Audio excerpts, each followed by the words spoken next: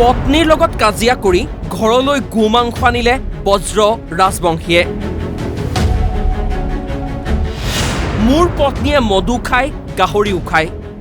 মোৰ তিৰিটো মদ খায় নাপায়, আমাৰ গাহৰি খাব নাপায়, সি গাহৰিও খায় মদও খায়। আমি বৈষ্ণৱ ধৰ্মত শৰণ লৈছোঁ। মই মদ নাখাওঁ, তাইকো খাবলৈ বাধা দিছোঁ। মই কিন্তু মদ নাখাওঁ জীৱনত, মদৰ বটল চুই পোৱা নাই। মই তাক মানা কৰোঁ যে মদ খাব নালাগে, গতিকে ভাল নহয়, যিহেতু আমি বৈষ্ণৱ ধৰ্মত শৰণ লৈছোঁ।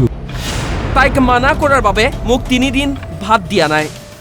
মোক আজি 3 দিন ধৰি ভাত দিয়া নাই, এইখিনি প্ৰতিবাদ কৰাৰ কাৰণে। মই বেলেগক খুৱাম বুলি অনা নাই, নিজে খাবলৈ আনিছোঁ। মই কিন্তু বেলেগক খুৱাম বুলি অনা নাই, এইটো বস্তু আপুনি নাপায়। আজি 3 দিন ধৰি মই ভাত খাব পোৱা নাই, গতিকে মোৰ কি আছে আৰু আগে পিছে, হিন্দু বা মুছলমান বা খ্ৰীষ্টান বা শিখ এইবিলাকৰ কথা নাহেতো। কাৰণ মই 3 দিন ধৰি ভাত খোৱা নাই, মোৰ পেটৰ ভোকটো মই মিটাব লাগিব। তো বস্তুটো নেকি ঘৰতে বনালোঁ। বজ্ৰ ৰাজবংশীয়ে ঘৰলৈ গৈ মাংস অনাক কেন্দ্ৰ কৰি বাক্সাৰ শালবাৰীত তীব্ৰ উত্তেজনা।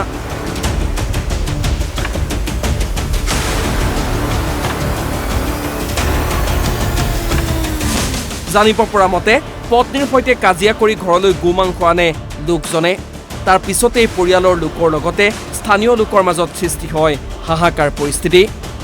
আমাৰ দেউতা আৰু মাৰ মানে অলপ কাজিয়া হৈ আছিলে, মানে মায়ে মামা ঘৰত গৈছিলে মৰা কাছ খাবলৈ। তো তাতে দেউতাই ভাবিছে কি মায়ে মদ আৰু গাহৰি মাংস খাইছে বুলি, তো মায়ে খোৱা নাই। সেইটোৰ বাবে সি মানে অলপ এইটো কাৰণে ঘৰত গৰু মাংস লৈ আহিলে জেদ কৰি কেনে। মানে ভাবিছে মায়ে গাহৰি মাংস খাব পাৰে যদি মই কিয় নৰো, এনেকৈ জেদ কৰি মানে সি ঘৰত গৰু মাংস লৈ আহিছিলে। আনি পিছপিনে পুতি থৈছে, ঘৰৰ পিছপিনে ব্ৰইলাৰ মাংস বুলি কৈ আছিলে। তো গাঁৱৰ ৰাইজে চালে, তো কোনোপধ্যে মানে এইটো কোনো এংগলত ব্ৰইলাৰ মাংস হ'বই নোৱাৰে, মানে চবে চালে তো অৰিজিনেলি গৰু মাংস হয়। অৱশেষত ঘটনাস্থলীত আৰক্ষী উপস্থিত হৈ গোমাংসখিনি উদ্ধাৰ কৰাৰ লগতে বজ্ৰ ৰাজবংশীক আটক কৰি লৈ যায়।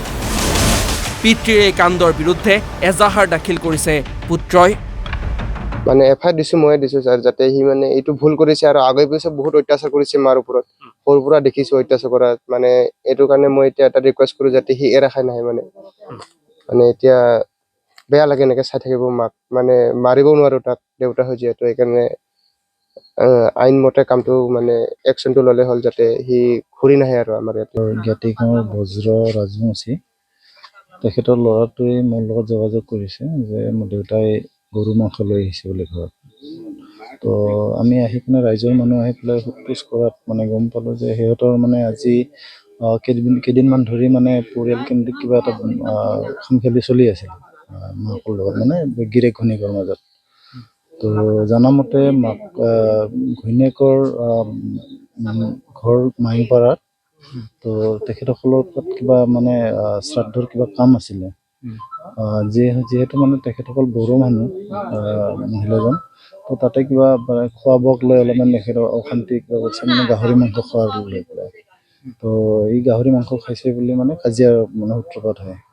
তো তেনে ক্ষেত্ৰত মানে ই আজি কি কৰিছে, গৰুৰ মাংস লৈ আহিছে। মানে তো যদি গাহৰি খাব পাৰোঁ মই গৰু খাম, তাৰ মানে সেই লৈ আনি মানে ঘৰত মানে হাই হাল্লা হয়, আমি সমাজৰ মানুহ আহোঁ। তো সি তাৰ আগতে সি কি কৰিছে, গৰু মাংসখিনি পিছফালে লৈ পেলাই বা লেট্ৰিনৰ পিছফালে এটা সৰু গাঁত খান্দি গাঁতত পুতি থৈ দিছিলে।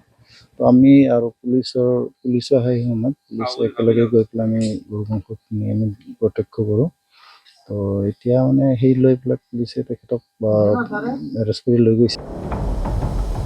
বাক্সাৰ পৰা সুবৰ্ণ পাঠক, অসম লাইভ 24।